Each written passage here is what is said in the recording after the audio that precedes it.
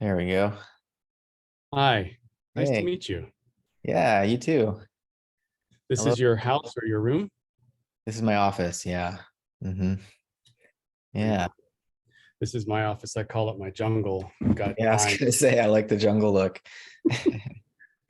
I I started growing my hair out, and because I mean I call it a midlife awakening, but my wife likes to call it a midlife crisis. But anyways, and it's like Yeah. the vines in my hair just they're synced somehow. Yeah. No, I get it. It's good. I'm a big advocate for learning from plants about how to be human. So you've got the right idea. Awesome. Yeah. Well, thank you for taking the time to connect with me, and I do have a bit of an idea of how I want to engage with you today, Great. and just kind of appeal to your thoughts. As I had been listening into Whitehead, I first got familiar with Whitehead back in graduate school.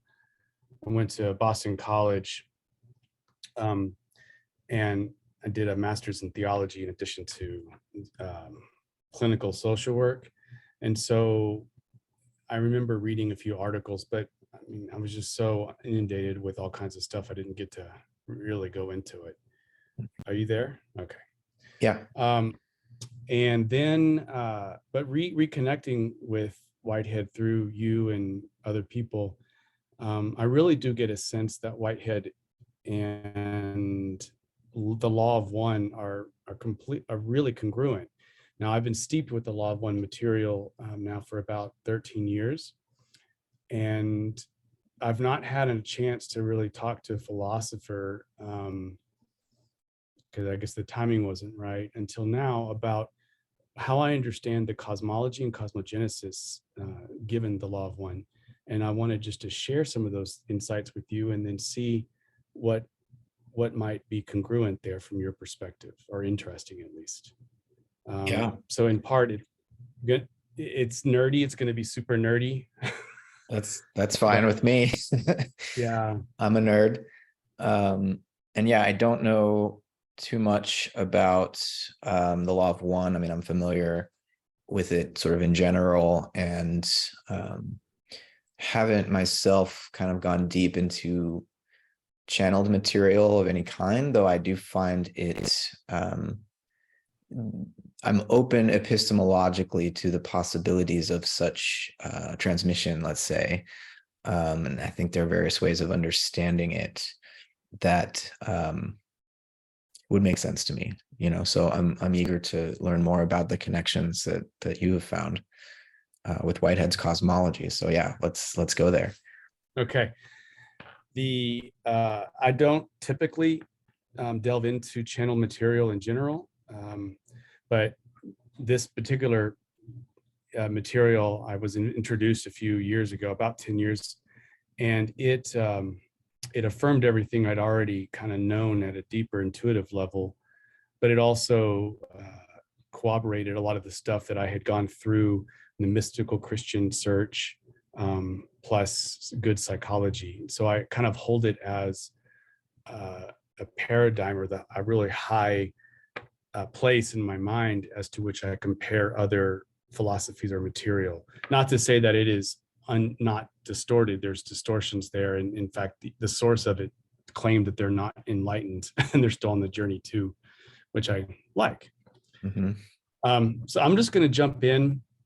What I was thinking of doing is sharing with you for a few minutes on how I understand cosmogenesis and cosmology from the law of one, get your take on that. Mm-hmm. Um, then what I'm hoping happens is that the conversation kind of moves into a sense of praxis, a sense of like what your thoughts are in taking concepts and making them incarnated here in the form of loving service, to see what the world can be in that way. As you, I think you've alluded somewheres in some of your interviews that you're feeling a nice invitation in your life maybe to kind of think of that too. Is that right? Like how Yeah, it looks from not just a conceptual way, because you got that dialed down, but then what does it look like in a praxis way? That's right. Yeah. No, absolutely. I think that's essential right now. And I really do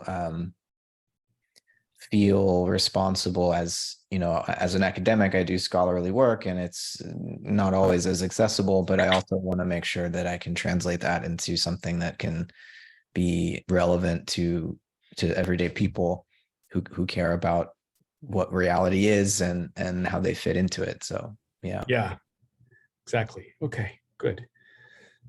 Okay, I'm just going to open up my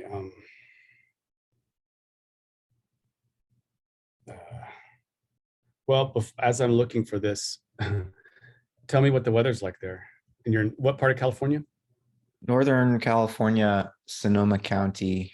I live sort of outside of a town called Sebastopol, kind of rural, agricultural, um, lots of grapes and organic gardens and pasture land. It's very nice and quiet here. And we've had a couple of weeks now of just like overcast, kind of muggy, late spring, early summer kind of weather. Hasn't yet, the temperatures haven't gone up yet. It gets kind of hot here, but it's a nice mild, probably 70 degrees outside right now. So yeah. I mean, there's a part of me that's a little jelly. You're in Texas, is that right? Yeah. It is gonna be right now. The humidity is like 98%, and in the next few days, it's going to be 100 degrees without heat index. Yeah. Mhm. Yeah. I grew up in Florida, so I know what the muggy, hot weather can be like. And all I miss are the thunderstorms. Yeah. Don't miss the mosquitoes and the humidity, but yeah. All right. Well, one of the things that the Law of One says is that everything takes place in the eternal now. But for the sake of understanding it from our perspective, the source is named Ra, R-A. Ra says that that from our vantage point, there is linear time, and that linear time does exist too. It's just that at a more expanded level, it is taking place in kind of an eternal now. I understand that somewhat conceptually, but it's not concressed, to use Whitehead's word, into a gnosis or something where I can really feel into that. Well, that's the operative concept for Whitehead, though. The concrescence is, in some sense, a kind of temporal eternity, we'd have to say, which is to say it's his attempt to integrate linear time with the eternal. And so the concrescence happens at various levels, various scales, in a kind of holographic nested way. But ultimately, there is one concrescence which we are all ingredients within, which is the divine concrescence. And that concrescence is everlasting and doesn't perish. And it's eternal. And it's eternal. Yeah. And it's existing in some level of simultaneity in some way. Or is that what does Whitehead go there too? Because I know that he talks about process. Mm-hmm. Does he give a place for simultaneity, or how does he wants to be able to say that the divine concrescence is eternal, and yet it is growing with the historic unfolding of the universe. Okay. All right. Well, let me get into this, because that is one of the questions that I have for you, and because Ra would take that, include my kid may be calling me, and if I do, I have to. They're at home alone. Hopefully, not burning anything down or killing anybody. And Ra would include that, but there's a space for some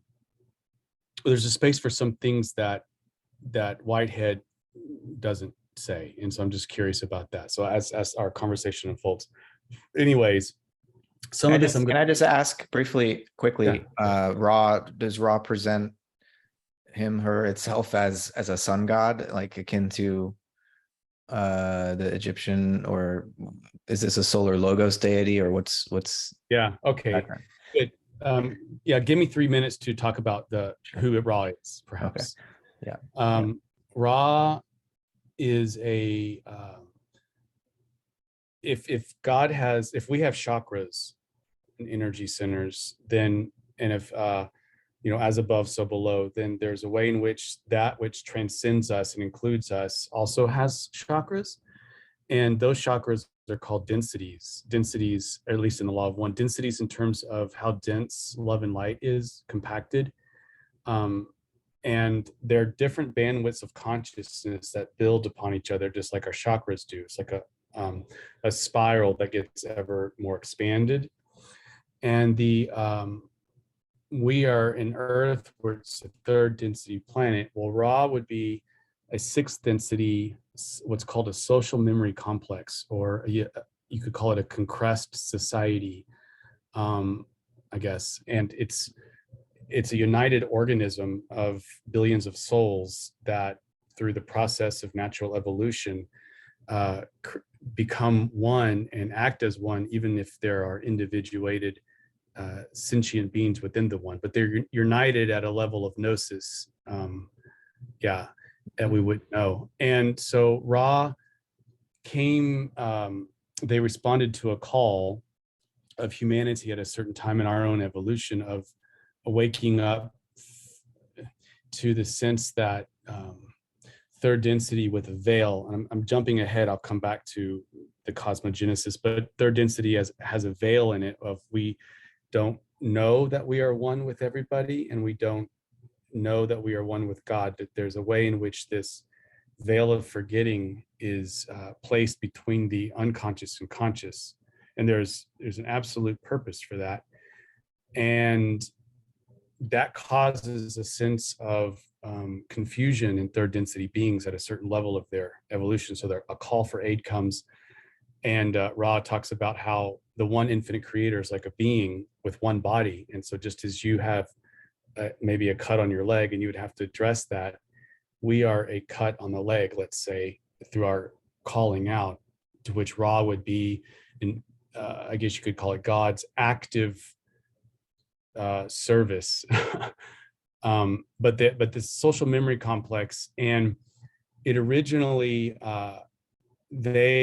when they came, according to Ra, when they came amongst the Egyptians, they felt that they could be in congruence with, at that time, what the Egyptians saw as the sun god, the sun disk, because the Egyptians knew, or sort of intuited at that time, that the sun, the way they understood the sun, was in congruence with the law of one, in congruence with unity and union. And that congruence matched the congruence of Ra's own self-consciousness. And so since there was a paired unity, they didn't infringe upon the free will of the Egyptians to come and work with them directly, as they had been worked on when they were in third density by other more advanced beings. And so, but over time, they underestimated, and they admit this, the complexity of the human third density, the Earth third density consciousness, and things got distorted really quickly into kind of a power play where the kings and queens, it was more to the negative polarity, the service to self. What Ra's messages and the gifts that Ra tried to give to humanity were then co-opted by an elitist side of kind of way to then dominate people. And therefore, when one says Ra, oftentimes there can be, these are the bad guys or whatever. Sometimes that is that thought.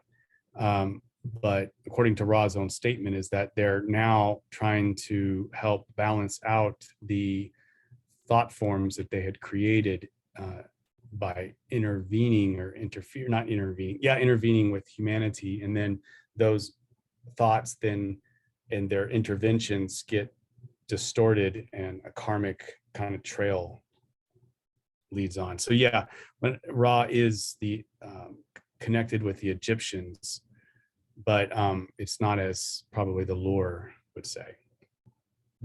Okay. Yeah, but take that with a grain of salt, big old thing of salt. the infinity, the first known thing Ross says is that infinity became aware, and this awareness led, so you have God with the lights off, which is infinity without becoming aware, and then infinity becomes aware, and with this is like God with the lights on, and Ra calls this intelligent infinity. And awareness sort of leads, it's kind of like it starts this spiral, Whitehead's process of concrescence, and it starts this spiral of awareness that Ra calls it at this early primal stage, and I guess you could call it the primal God, doesn't it? Doesn't Whitehead primordial God or Yeah, primal God? primordial Yeah, nature of this would God. be Yeah. kind of, yeah. So this would be, I think, akin to that, and the awareness at this level is, Ra calls it intelligent energy. So this is a subtle nuance from intelligent infinity. Intelligent infinity would be pure potentiality without any hue, without any differentiation, pure white light. And then intelligent energy is this creative principle, which Ra calls love, intelligent energy, and creative principle. At this level, that's Ra conflates them all. And the first, when awareness came and starts to cycle, what Ra calls the original thought starts to manifest. And that original thought is basically one thing, and we are all a part of this original thought, and that is experience of God's self, God experiencing God's self. So there's a primacy of experience, as Whitehead might say, pan experientialism. I think you might have said that too. The primacy of experience through the creative principle, like that's it. Mm-hmm. And then awareness kind of comes to some sort of crystallized vortex, if you will. There's a crystallization where some consciousness comes alive at that point. So awareness is a bit differentiated from consciousness in a sense. And consciousness at the level of the logoic, this kind of level, would be consciousness of the birth of some kind of beinghood, some kind of permanence, a permanent concrescence, if you will, that stays there. And Ra calls this the primal logos. So the primal logos is, in a sense, the creator of all that there is, but in some way, it is even a child or a begotten of the initial infinity awakening. And so the primal logos is a concrescence, if you will, of it's the spiral coming down to some level of crystallization, and then a logos would be love at the level of personhood, but personhood not in terms of like God is a white male up there. I think God is a black woman. Just kidding.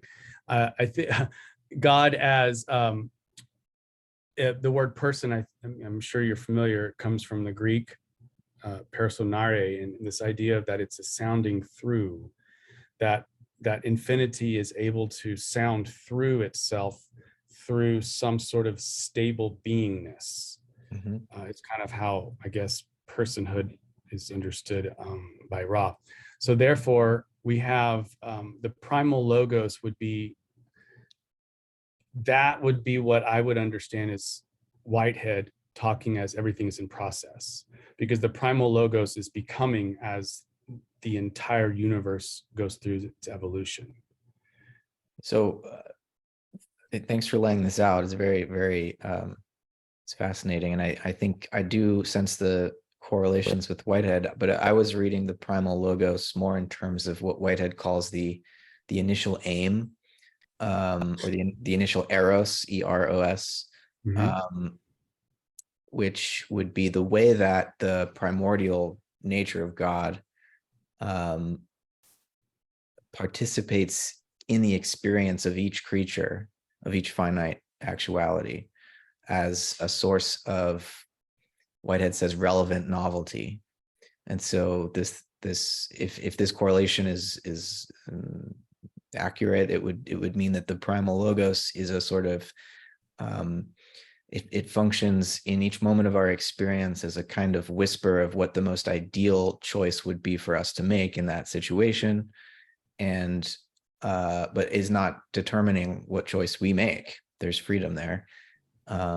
And Whitehead describes this, the role of this initial aim or initial eros as God holding up a mirror to each creature to reveal to it its own greatness, its own possible greatness. Like, hey, you could do this, right? And then it's up to us to decide the extent to which we do that.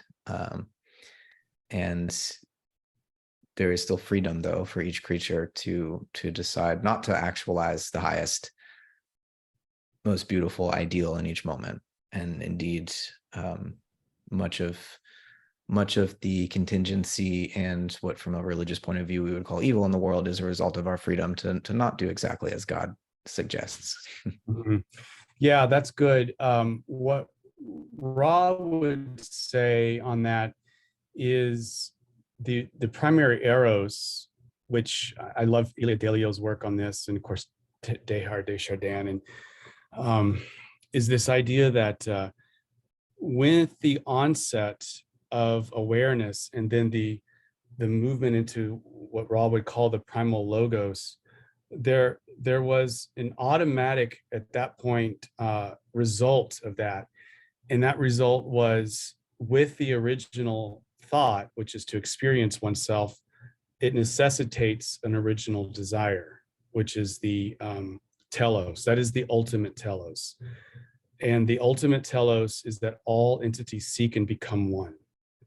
And so that seeking and becoming one is the eros. It's the pulling together to concrete all, into societies and greater gestalts. The many become one, and then are Increased by one. Increased by one. Yeah.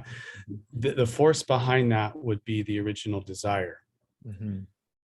And the way that I have written about this is from a visual standpoint, that is the torrid field. It's this sense of going in and coming back out.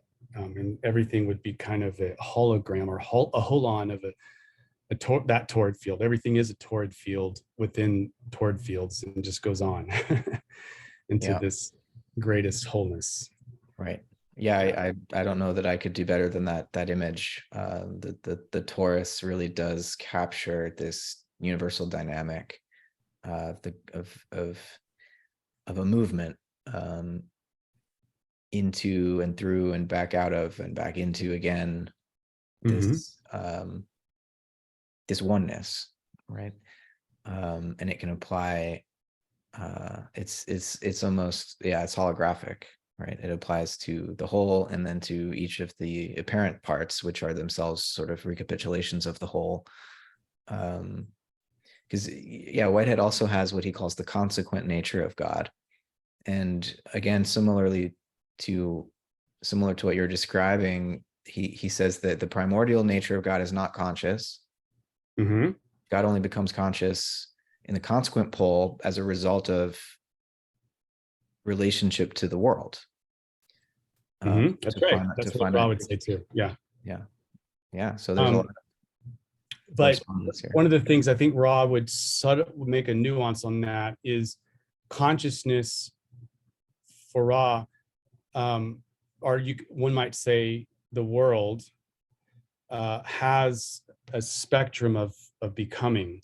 And so Ra spends some time in the material talking about what happened before there was actual physical manifestation, that there was a kind of metaphysical groundwork that was played out in timelessness from our perspective, but it could have been eternity too. But anyways, there was a way in which actually God incarnating as the photon or as matter, that first, what we would say, step into manifestation, was actually itself a series of lots of actual occasions perishing. And then, so that first consciousness for Ra the world, if you will, would have been to become aware and then desire to experience itself. And that first thought, if you will, would have been the first creation, Mm-hmm. through which then that's the prism through which the white light then shines in and gets these different hues. Mm-hmm. But yeah, I don't know if Ra's that anyway, that's just kind of how I understand it. I could be really off. Mm-hmm. Let me keep going just for a second here.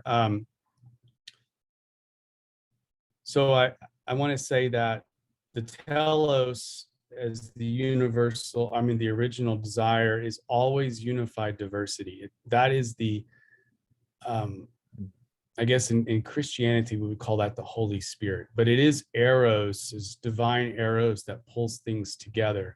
And then we as holons, recapitulating, as you, I mean, Ross says that like directly, like every holon is a recapitulation of the great holographic nature of God, of the creator, they say. But interestingly too, and I think I might have heard you say it, I'm not sure, but Ra talks about how there's a way in which the creator, maybe you would call it the, I don't know if it's the primal logos or the consequent God, but regardless, there's a sense in which it kind of does it in reverse.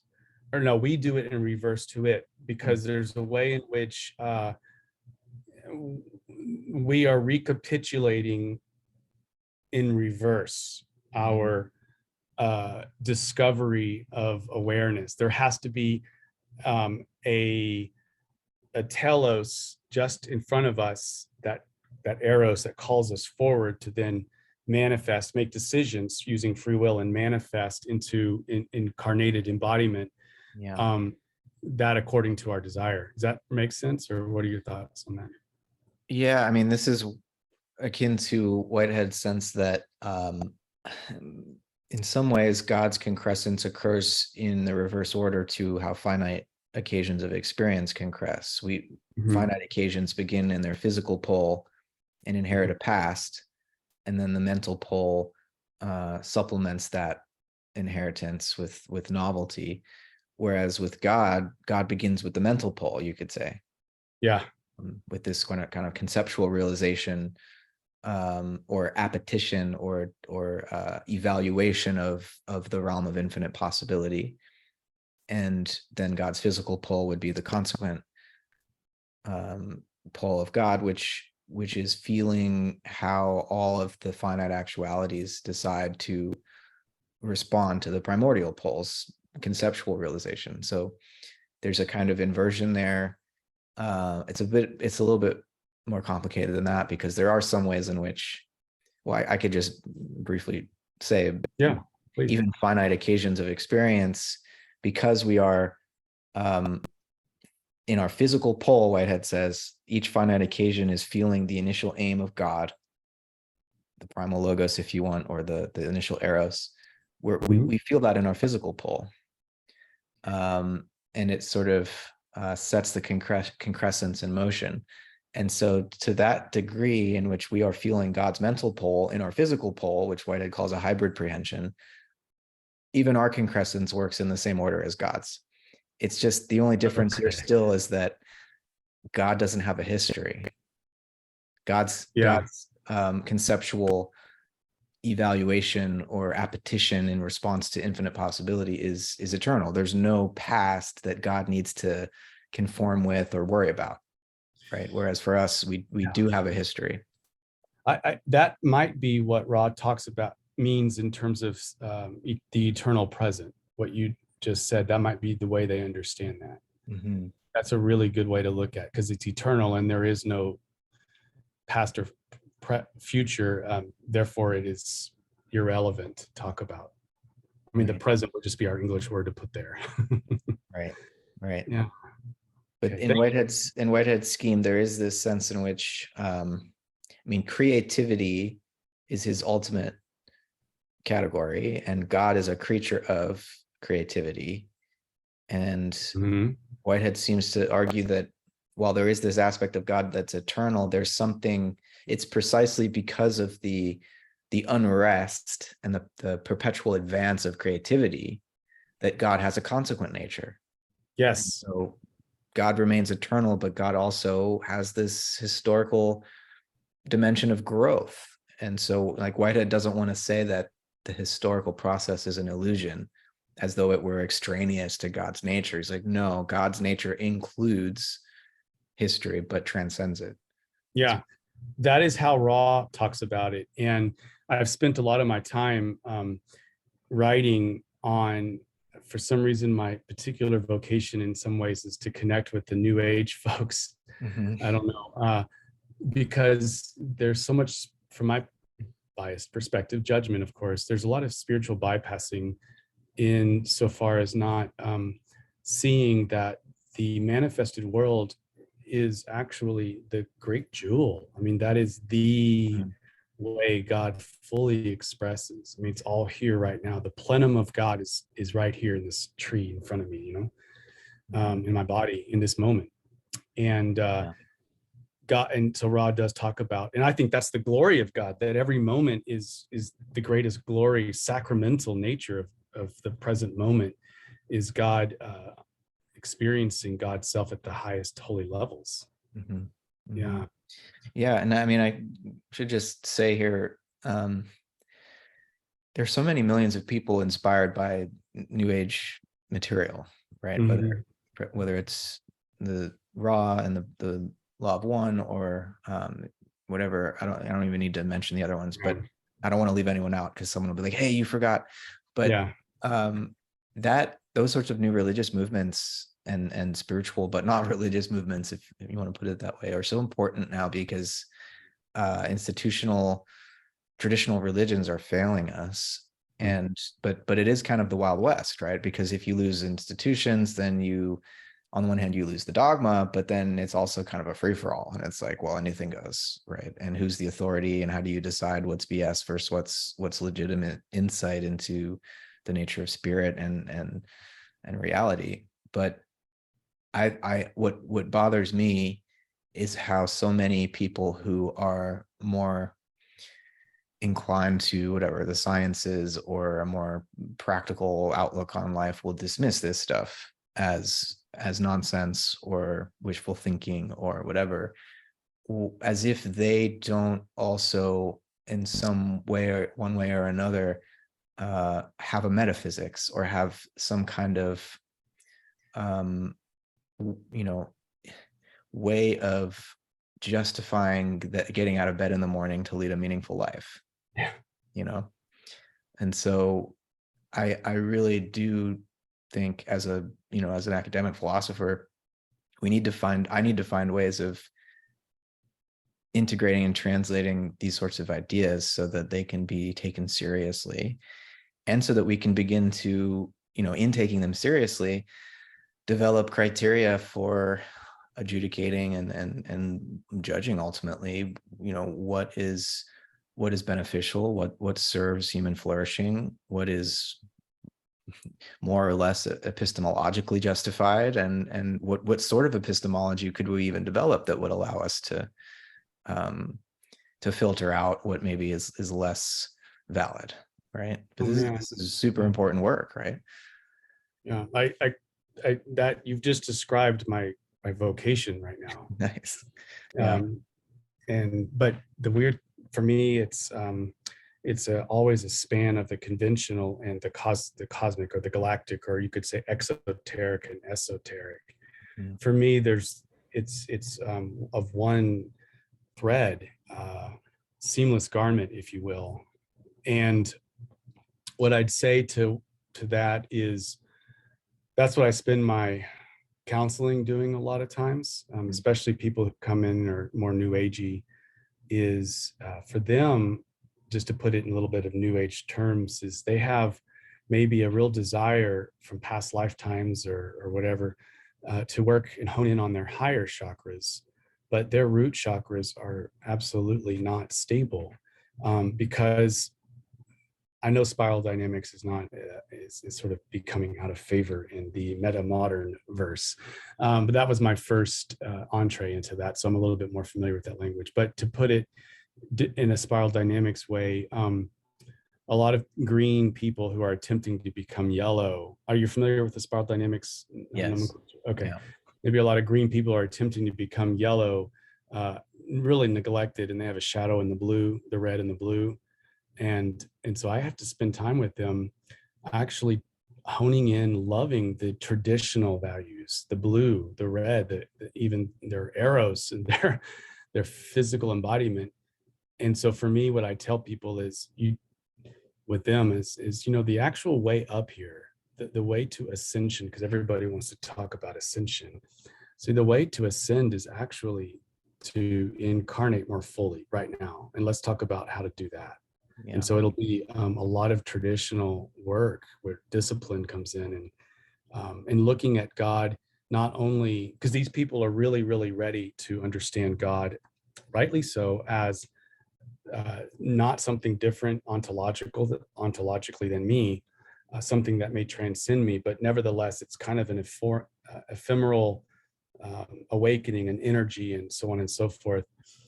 But when I'm dealing with people that need to strengthen their lower chakras, it's imperative for me, at least, and I haven't found a better way, is to help them perceive God from a relational standpoint. That there's a way in which I can pitch and God catches and throws back, and there's a dialogue, because I think it's through the medium of heart-to-heart connections, even at the heart chakra level, really, where you get an ability to hone in on defining who am I against a thou to whom I'm giving myself. There's a surrendering that happens, and a relational piece that happens. Anyways, what are your thoughts on that? Do you have any thoughts there? Yeah, I think a lot of spirituality and a lot of, frankly, also evangelical Christianity that's more about waiting for the rapture is this up and out sort of cosmology. And I think it neglects the extent to which the physical embodiment and human life on Earth is essential for the further evolution of spirit. And that, Mm, as I often like to think of it, like the angels look up to human beings and right. find the fact that we can die quite mysterious. And they just as we want to live forever, they want to die. They want to know what that's like. And they, um, and so we think of the spiritual world as though it's um, just above us in some sense, and that all we should want to do is get up there. But the spiritual world's trying to get down here. And so this incarnational vector, this sense of recognizing the importance, the cosmic importance of learning what only we can learn as embodied human beings as a result of the mystery of death. That's what we're here to do. And so trying to escape that and dismiss it as Maya or whatever is not actually furthering the evolution of spirit, right? It's stepping out of the evolutionary process. And so, And I think causes a lot of the problems that we're seeing right now, writ large. Yeah. yeah, yeah, Let me spin just because I want to be very mindful of time, and I want to get your opinion on some other things, because where I'm about to go, I don't think Whitehead goes. And so I want to see what your thoughts in terms of your way to understand things how you weigh in on this. One of the things that Ross says is even though God, let's say, is experiencing God's self through embodiment and incarnation and the evolution, how God's own evolution has been an ongoing experimentation whereby there's a way in which an infrastructure was a part of that evolution, but the infrastructure was kind of put, at least it's beyond inchoate thought. It exists as, I guess you could call it, eternal objects from a Whiteheadian standpoint. and I'm not sure how to put it into his place, but what Ra what Ra would say is that there is a system of 7 densities, as we mentioned earlier, and these are bandwidths of consciousness. Now, they all are a spectrum of manifestation, but there's a way in which there's a qualitative difference, almost a quantum jump between a certain level of threshold that one gets into a certain density, and then you are moved into the next one in order to be able to experience the next lessons of love that are afforded by that bandwidth of consciousness. So, for example, a rock is as much as God as an amoeba, but there's a qualitative difference there, even though we could map out the spectrum in which the amoeba evolutionary comes from amino acids and whatnot. And so Ross says, like, the first density would be the elements, and the elements, these are entities, air, fire, earth, water. They all learn to shape each other, and they learn to be individuated.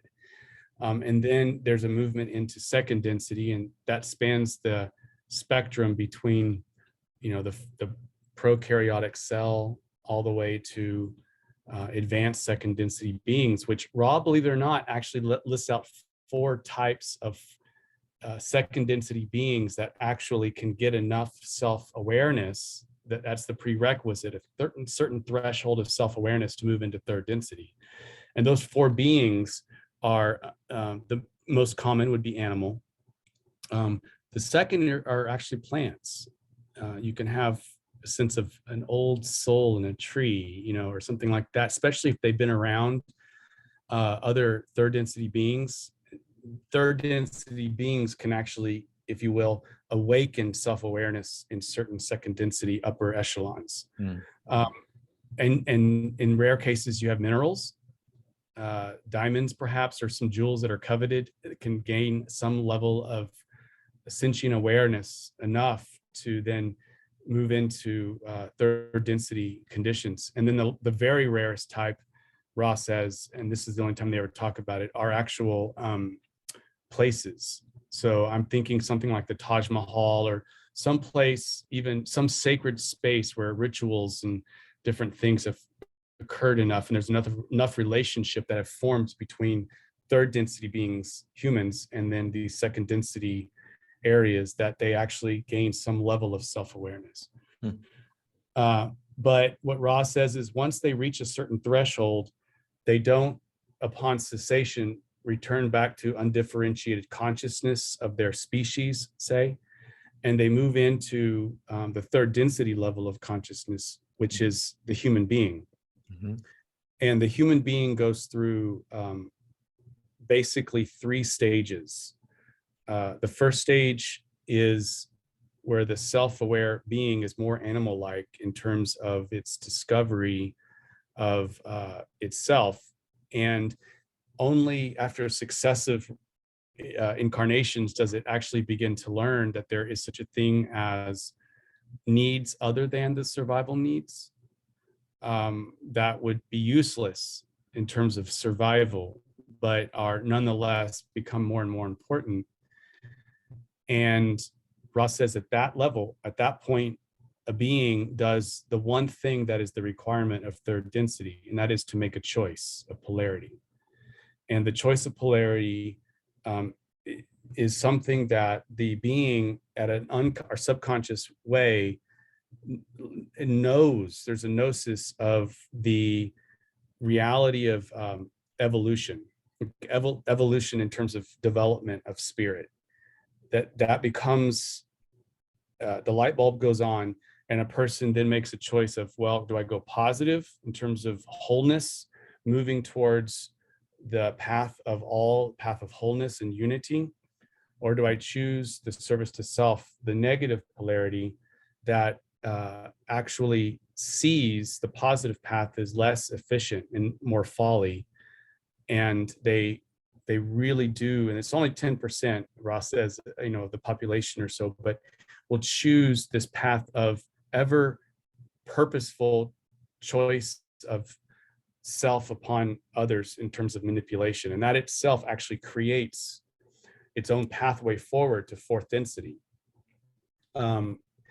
Because both the positive and the negative are paths to study love of others, including self, and love of self, with the excluding others. But both are the one infinite creator.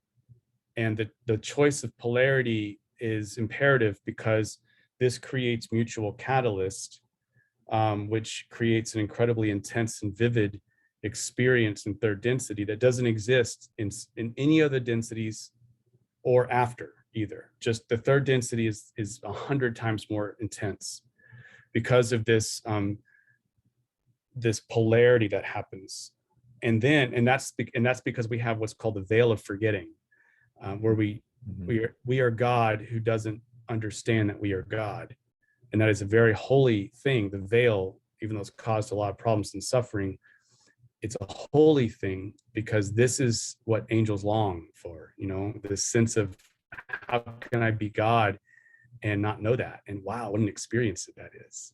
And then I'll quit here, but I just want to say then the third phase for the human in third density, after making the choice of polarity, and this is where most humans are stuck at, according to the law of one, and that is once you make a choice of polarity at a foundational, then you have a metaphysical, concrescence into a new gestalt that is still in third density, but it's of a different quality within third density of beinghood. And here, the thrust is your polarity. And so choices that we make are governed by what Ra calls the law of responsibility, that once you make a choice of polarity, that your actions have to, in some way, incarnate your own choice of love, and that you are into loving service. And when that happens, we reach a certain threshold of being able to hold love and light together, or access of the heart chakra, where we see holistically ourselves and other people. And at that point, Ra calls it harvestable. That's a word that Ra used. There's reasons for it. I won't get into it, but harvestable to fourth density lessons, because the fourth density lessons of love and light, which the earth is moving into, is there's no veil. And so words will be chosen if we desire. It'll be mostly, are you familiar with Robert Monroe? Sure. Yeah. Yeah. Okay. It'll be more like just being able to share rotes, ROTES. That was Monroe's concept of telepathy, where I give you my own thought form of an experience, and you somehow ingest it or put it on, and you experience as if you are me. Right. And that will be a total transparency begins in fourth density, which is a qualitatively different bandwidth of consciousness that we're experiencing now. Anyways, I want to pause here and just ask you to weigh in and see if maybe it's this new age hocus pocus to you. I don't know. Could be. No, so I have to sort of branch away from Whitehead a bit here to connect with what you've shared into Steiner. But I certainly sense the resonance between what you've shared here about these different densities and what Steiner says is coming out of Theosophy about the mineral, etheric, astral, and he calls it ego, ich in German, the I. And then there's 3 stages of further spiritual development beyond that. And I think Whitehead, there's nothing in Whitehead's cosmology which would prevent us from pursuing these sorts of spiritual accounts of the makeup of manifest reality. And I think we might say that the higher densities, or in Steiner's sense, these other bodies that are yet to fully evolve are maybe not yet manifest. They're kind of the potential unmanifest, awaiting our realization of them. But they are they're definite possibilities that we're striving to sort of involute or ingress, if we want to use Whitehead's term. Yeah. And I think the way you're describing this stage where we're kind of as human beings in this, we're astral beings with this capacity for I-hood, beinghood, and that this brings in this moral dimension and our striving to take responsibility for our actions, and the extent to which so much of our contemporary culture, which this is why I think spirituality is so important right now, that so much of our mainstream culture is materialistic and encourages us to think, consumer capitalism really does encourage us to think of ourselves as animals whose highest pursuit and goal in life is pleasure and the accumulation of power and money. And what else could there be? We're just bodies, and we're just encouraged to think of ourselves as another animal species. And that's not to put animals down, it's just, if we have an eye and we have some sense of conscience and this connection to something eternal, it seems to me that there's a greater purpose for human life than what this dominant materialist worldview would allow for.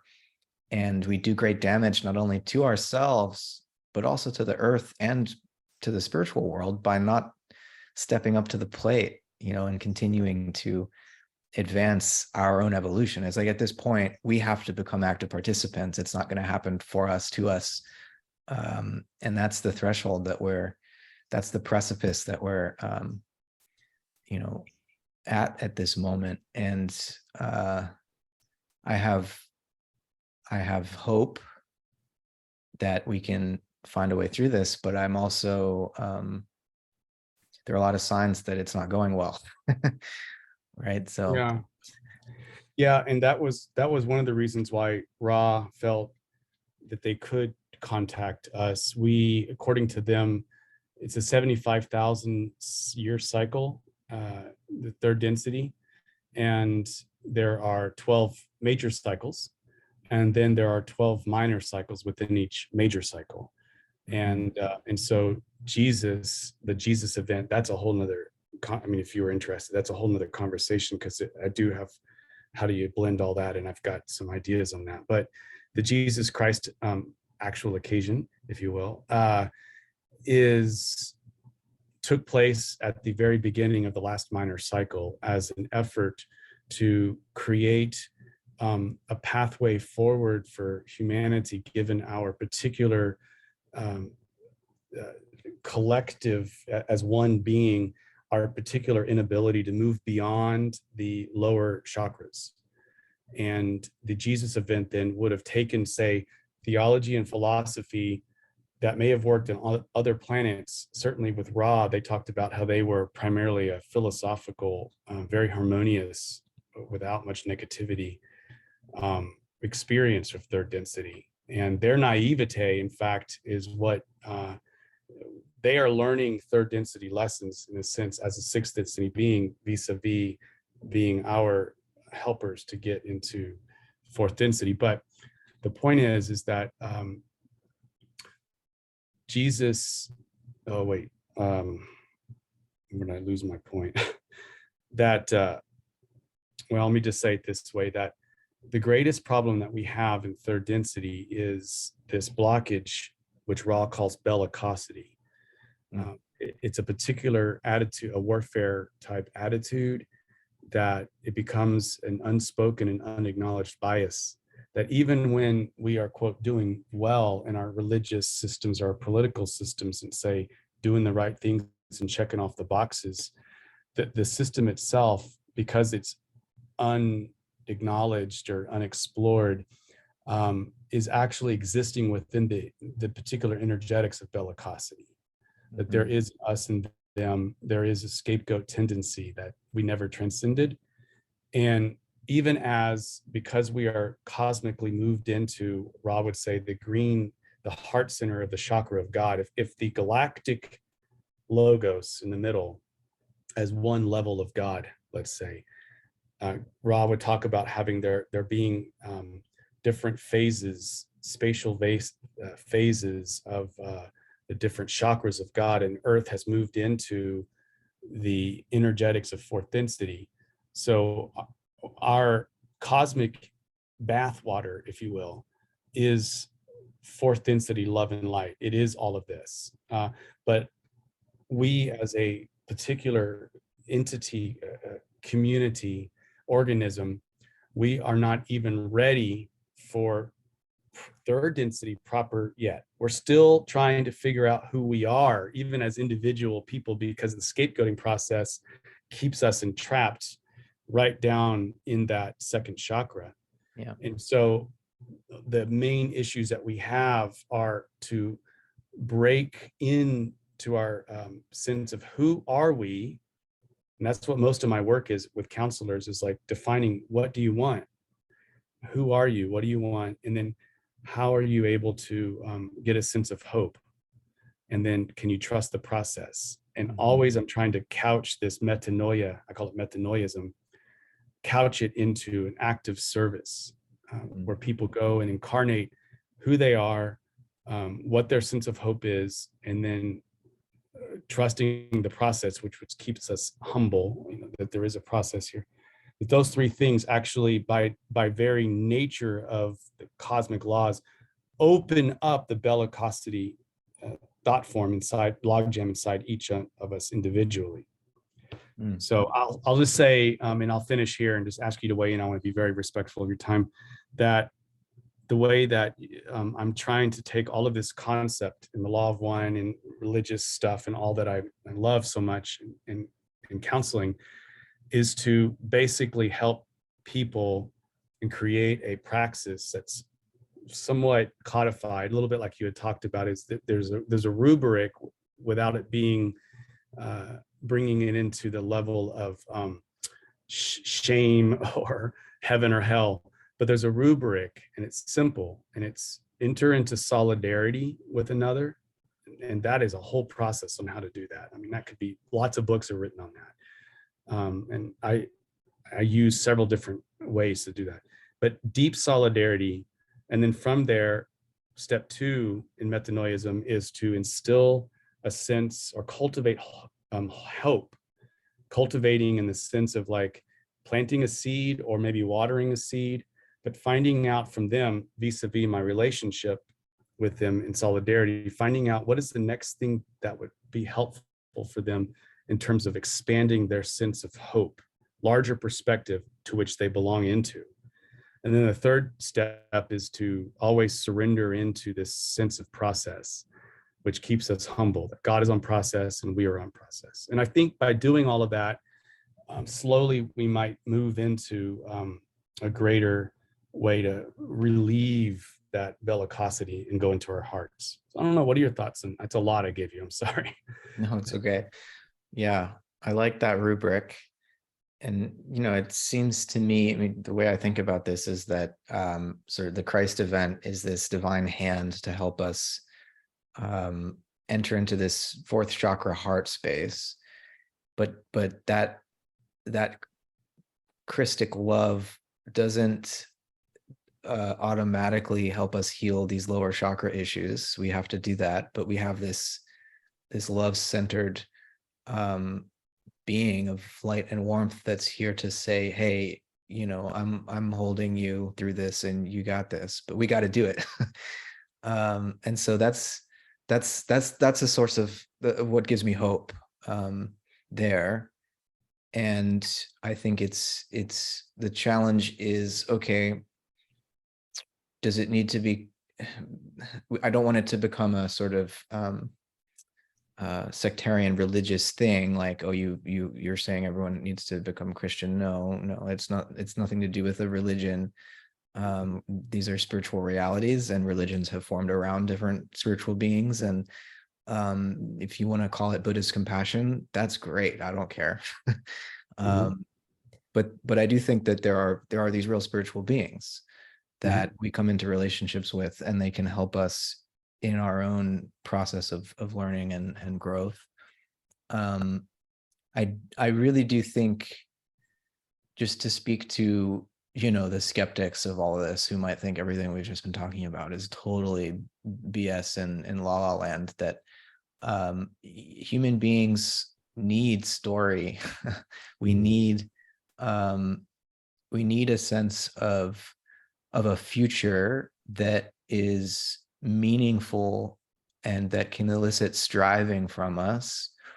Or the alternative, if we don't have that, is lethargy and gluttony and just getting caught up. The only source of story, if we don't have this sort of spiritual evolution to guide us into the future, is as a result of like nationalism and racism and these conflicts between peoples. That, yeah, war is tremendously meaningful, gives people a sense of brotherhood and whatever, belonging to the tribe and all of this stuff that fulfills this emotional need that we have to belong to a purposeful project, right? And so I think we need to take seriously the importance of this and recognize, um, even if you think that none of this is real, well then let's, as who was it, I forget who said, if God did not exist, we must invent one. I don't think we need to invent. I think there's plenty of reason to believe that we are participants in a spiritual reality. But one way or another, I think it's impossible to deny the importance of this type of inquiry, right? And so I just want to fully affirm the type of work you're doing with your clients and this particular population. I think bringing some maturity to these very new spiritual approaches. I mean, new within what, the last century or half century or so, as the New Age movement sort of picked up steam. Yeah. Um, that needs to be grounded and worked with and matured and brought into the relationship to psychodynamic processes and Yeah.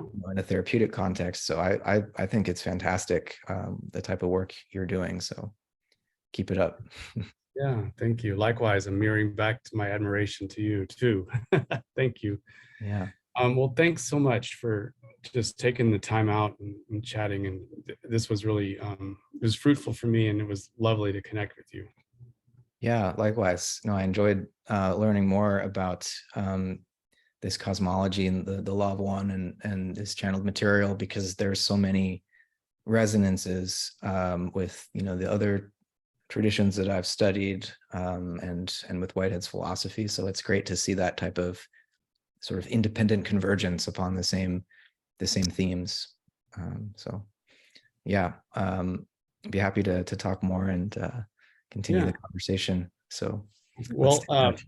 would I, from time to time, would it be okay if I sent you an email Yeah, and we can build up a set of topics and then connect again? absolutely. Yeah, Okay. I look forward to it. Awesome, brother. Well, thank you so much, and take care. Have a wonderful day. All right, Doug, you too. Thanks. Bye-bye. Bye.